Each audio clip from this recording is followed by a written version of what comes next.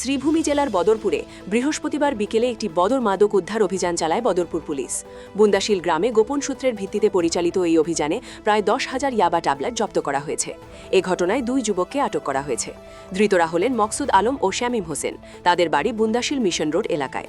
উদ্ধার ইয়াবার বাজার মূল্য কয়েক লক্ষ টাকা বলে প্রাথমিকভাবে অনুমান করা হচ্ছে। পুলিশ জানিয়েছে, এই বিপুল পরিমাণ মাদক কোথা থেকে এসেছে এবং কারা এই চক্রের সঙ্গে জড়িত তা খতিয়ে দেখতে তদন্ত চলছে। এলাকাবাসী পুলিশের এই সাফল্যে স্বস্তি প্রকাশ করেছেন। বদরপুর থেকে পিন্টু শুক্লাবদ্ধের প্রতিবেদন, ঈশান বাংলা নিউজ, শিলচর।